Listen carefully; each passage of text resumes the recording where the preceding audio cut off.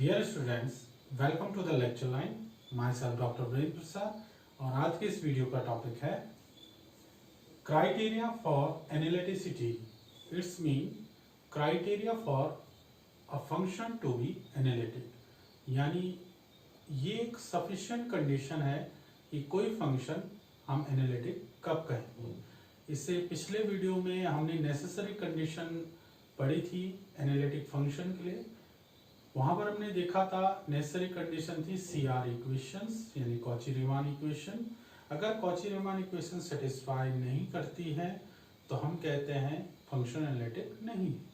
मगर Cauchy-Riemann equation अगर satisfy करती है तो उसके साथ और क्या एडिशनल कंडीशन है कि फंक्शन एनालिटिक हो जाए, तो वही आज हम इस वीडियो में समझेंगे। The heading is criteria for analyticity. Suppose we have f of z is equal to u of x comma y plus iota v of x comma y. It is function given to us. ठीक हो गया। अब हमें check करना है function analytic है या नहीं है। तो कब फंक्शन एनालिटिक होगा, तो यहाँ पर ये दो कंडीशन मैंने लिखी हुई है। अगर ये कंडीशन फुलफिल हो गई तो f of z एनालिटिक हो जाएगा इन गिवन डोमेन D में। पहली बात बोल रहा है the real function u of x comma y and v of x comma y are continuous and has first order partial derivatives in our domain D। यहाँ पर जो u of x comma y है और v comma x comma y है, ये कह रहा है कि कंटिन्यूअस होने चाहिए और जो u और v हैं उनके फर्स्ट ऑर्डर के जो पार्शियल डेरिवेटिव्स हैं वो एग्जिस्ट करने चाहिए। साथ ही साथ कॉची-रीमान इक्वेशन सेटिस्फाई करनी चाहिए इस डोमेन D में, तब हम कहेंगे function f of z u of x comma y plus iota v of x comma y is analytic in D।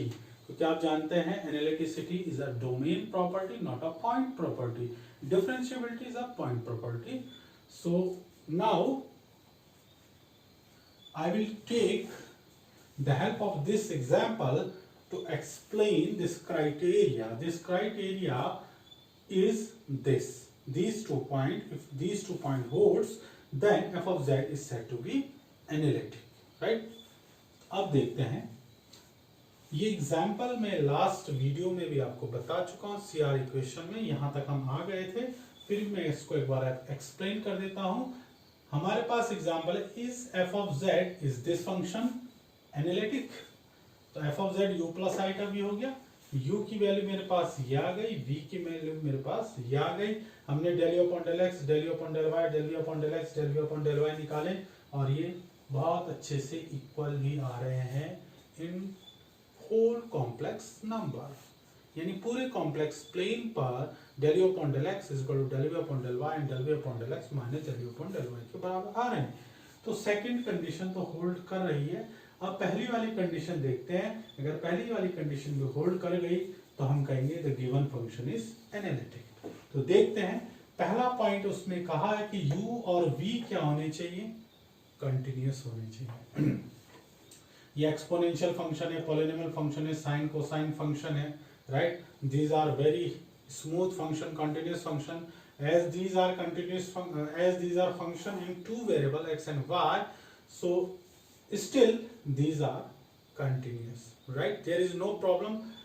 If you there may be problem at 0 0, but if you will put 0 0 in this as well as in this, you will never get a 0 upon 0 form or infinity upon infinity form or indeterminate form. So in this point of view we can say these limits, sorry, these u and v are continuous। u और v क्या है, continuous है। दूसरा उसने कहा था u और v के फर्स्ट ऑर्डर के पार्शियल डेरिवेटिव एग्जिस्ट करने चाहिए। तो u के फर्स्ट ऑर्डर के पार्शियल ऑर्डर डेरिवेटिव क्या है, del u upon del x, del u upon del y, del v upon del x, del v upon del y, ये अच्छे खासे एग्जिस्ट कर रहे हैं, राइट? कॉम्प्लेक्स प्लेन के किसी भी पॉइंट पर ये नॉन एग्जिस्ट जैसी बात नहीं दिख रही है, ये एग्जिस्ट कर रहे हैं।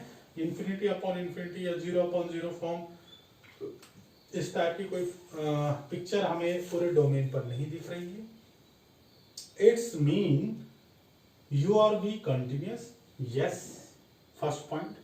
फर्स्ट पॉइंट का जो हाफ जो हिस्सा है उसमें कह रहा है कि u और v के फर्स्ट ऑर्डर के पार्शियल डेरिवेटिव एग्जिस्ट करने चाहिए, बिल्कुल कर रहे हैं। उसके बाद उसने कहा था CR इक्वेशन सेटिस्फाई करने चाहिए, CR इक्वेशन भी सेटिस्फाई कर रही है। It's mean on the behalf of this criteria we can say the given function f of z is equal to e to the power x cos y minus y sin y plus iota e to the power x sin y plus y cos y is analytic.